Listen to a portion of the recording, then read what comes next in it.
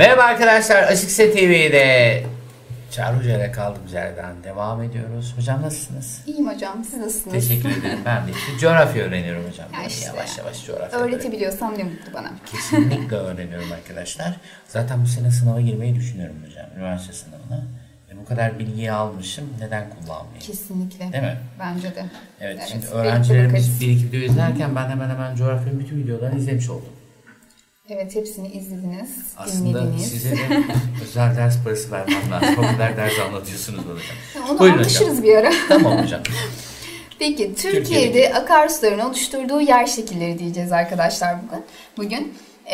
Türkiye'de bakın en önemli ve en çok etkili olan dış kuvvet, hani bütün işte akarsu, rüzgar, buzul, ne bileyim işte dalga diyoruz ya, bunlar içerisinde en çok etkili olan dış kuvvet, işte Türkiye'yi en çok şekillendiren dış kuvvet arkadaşlar akarsulardır. Şimdi Türkiye'nin ortalama yükseltisi fazla demiştik. Ve aynı zamanda engebeli bir ülke olduğunu söylemiştik. Ve Türkiye üzerindeki akarsuların boyları genelde nedir arkadaşlar? Kısadır. Ve dolayısıyla hani kısa ve engebeli olduğu için suları hızlı akar, değil mi baktığımızda?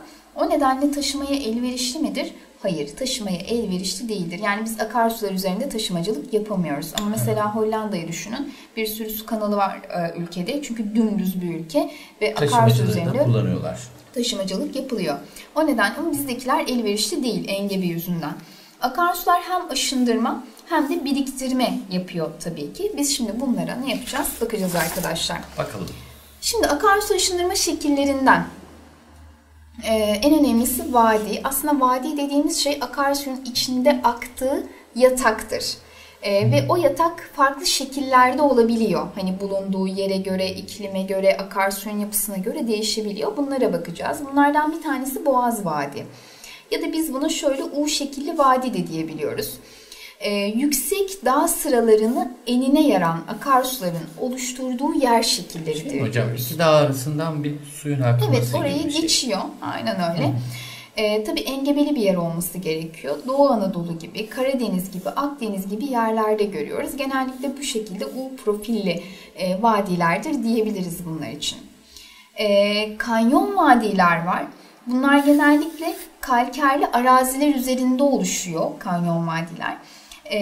Ve zaten direkt Akdeniz bölgesi. Şöyle bunlar daha böyle basamak şeklinde bir görüntü veriyor bakın. Şöyle düşünün, akarsu en dipte. Normalde nasıl? Bu en üstte akarken tabii ki akarsu yatağını aşındırıyor. Aşındırdıkça aşağı iniyor. İşte burayı aşındırıyor. Aşağı iniyor. Burayı aşındırıyor. Çünkü kayaçlar aşınmaya müsait olduğu için böyle basamak şeklini alıyor. Dolayısıyla bu şekilde oluşan merdiven şeklindeki kesitlere de biz ne adını veriyoruz? Kanyon Vadi adını veriyoruz. Vadisi gibi. Evet. Çentik Vadi diyoruz. Çentik Vadi daha böyle V şeklinde profilidir. Daha böyle V'dir. Yani daha keskin aşağıya. Yani akarsu burayı aşınırmış, en dibe inmiş. Akarsunun yukarı çığırında. Yukarı çığır dediğimiz şey neydi? Akarsuyun doğduğu yer, yani kaynak yerinde.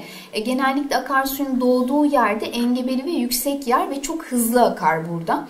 Engebeli olduğu için. O nedenle hızlı aktığından direkt derin aşındırma yapmış ve şöyle kalmış, bakın şöyle kalmış vadi. Yani yamaçlar direkt dibinde ne yapıyor? Akıyor.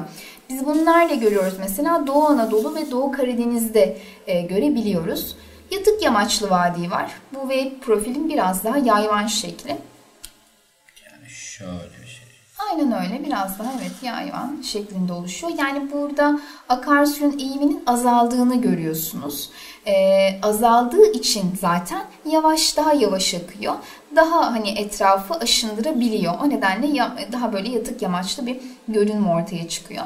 Bunu da nerede görüyoruz? İç Anadolu ve Güneydoğu Anadolu. Çünkü yüzey şekilleri biraz daha sade burada. Tabanlı vadi artık biraz daha şöyledir, kazan şeklinde. Yatak eğiminin azalıp yanlara aşındırmanın başladığı yerlerde. Çünkü akarsu artık daha yavaş ve relax akıyor. O yüzden ne yapıyor? Hani derine değil de yanlara doğru da biraz aşındırayım diyor, öyle diyelim. Bunu da nerede görüyoruz arkadaşlar işte? Ege bölgesinde göreceğiz. Menderes önemli bakın. Menderesler önemlidir. Bunu bilin. Tabanlı vadiyi de anımsatır.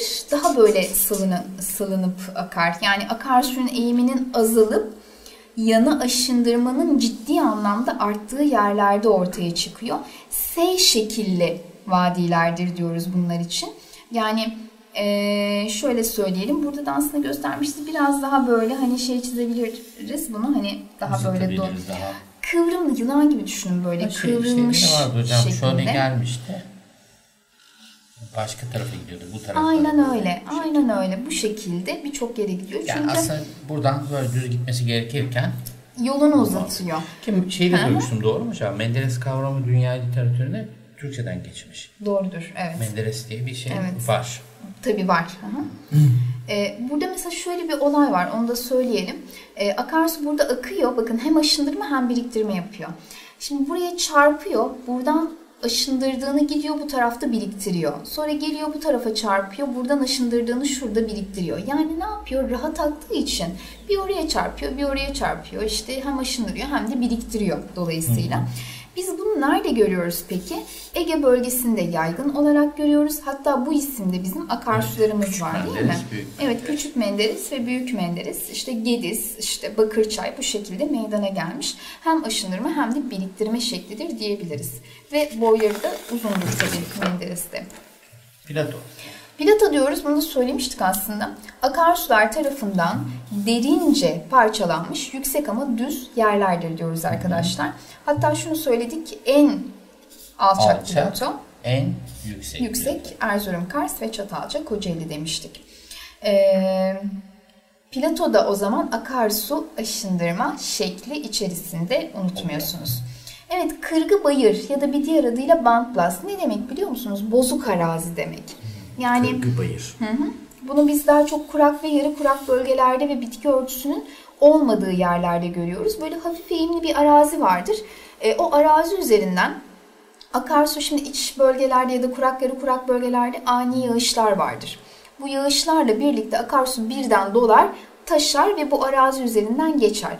Kolay aşınan yerleri götürür, aşınamayan yerler kalır. Dolayısıyla burada böyle girintili çıkıntılı bir yüzey meydana gelir. İşte biz peri bacaları örnek benzer ama peri bacaları daha farklı. Onu şimdi söyleyeceğiz, hatta bu konu içerisinde var. O kadar olamamış. Çünkü peri bacasında olması gerekiyor. Tüflü volkanik arazi olması gerekiyor. Burada volkanik arazi yok arkadaşlar. Burada dediğim gibi hafif eğimli yüzey üzerinde akarsu, yani sel suları geçiyor. Dolayısıyla hafif engebeli bir arazi oluşuyor. Üzerinde yürünmesi zordur mesela bunun ciddi anlamda. Evet. Dev kazanı diyoruz. Akarsu aşının şekillerinden bir tanesidir yine bu da. Bakın arkadaşlar, burada ne oluyor? Bu bir akarsu. Akarsu geliyor. Şelale diyoruz ya. Şelale yani döküldüğü yer şelaleden aşağıya dökülüyor ve şuraya çarpıyor. Sürekli aynı yere çarpıyor değil mi? Dolayısıyla burayı bir aşındırmıyor mu? Aşındırıp orada bir çukur meydana geliyor değil mi? Sonrası yoluna devam ediyor tabii ki. Meydana gelen şu çukura biz ne adını veriyoruz? Dev kazanı. Dev kazanı adını veriyoruz. Yani şelalenin düştüğü yer, tabanda. Yüzdüğü yer. Çok büyük oluyor ya da küçük yerler de olabiliyor tabii. Aynen öyle. Manavgat da var. Evet, birçok şelale de var. Evet, Manavgat şelalesi mesela. Birçok akarsuda bunu görebiliyoruz, dev kazanını. Ve az önce bahsettik peri bacası arkadaşlar. Şimdi peri bacasının üzeri, bakın tüf adını verdiğimiz volkanlardan çıkan işte çeşitli boyuttaki malzemelerle bu arazi kaplanıyor. Tüflerle kaplanıyor.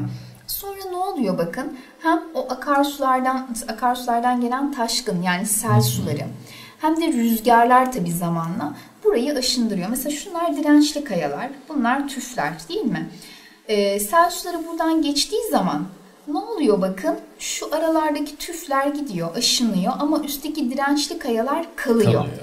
Dolayısıyla bakın burada ne meydana geliyor? Böyle farklı yüzey şekilleri meydana geliyor. Ve buna ne ismini vermişler? Peri bacası ismini vermişler. Yani bu birinci durumda arazi tamamen kapalıyken üzerinden sel suları geçince sert olanlar kalıyor, alttakiler aynen öyle. Diyor. Bu şekilde. Zaten şey var hocam, sanki böyle bir su gitmiş gibi. Evet. Yanları almış rüzgar ve su var. Ama tabii buna rüzgarda dolaylı olarak var. etkide bulunuyor. Hani daha sonra onun aşındırmasında sebep oluyor. Burada da yine açıklamasını yapmışız. İşte bitki örtüsünden yoksun, hafif eğimli yüzeylerde akarsular ve sel suları arazinin üzerinden geçiyor. Dirençli kayalar sabit kalıyor olduğu yerde ama dirençsiz kumlar ya da tüfler aşınıp sürükleniyor, süpürülüyor ve ortaya az önce bahsettiğimiz ikinci durumdaki, hani bunu şöyle de çizebilirsiniz. İşte biliyorsunuz ikinci durumdaki bu neler ortaya çıkıyor? Bu şekiller ortaya çıkıyor bu şekilde. Peri bacaları adını veriyoruz gibi. Evet. Bunu da gönderdim hocam.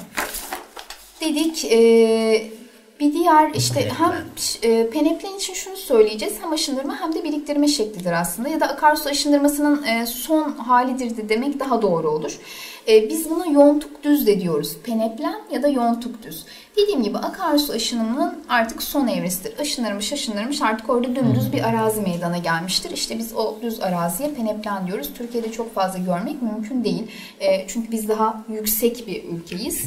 Çünkü akarsuların da sert olduğunu biliyoruz. Tabii ki. Dolayısıyla daha bu şekilde oluşmuş bir alan henüz tamamlanmamıştır diyelim, ya da o süreç.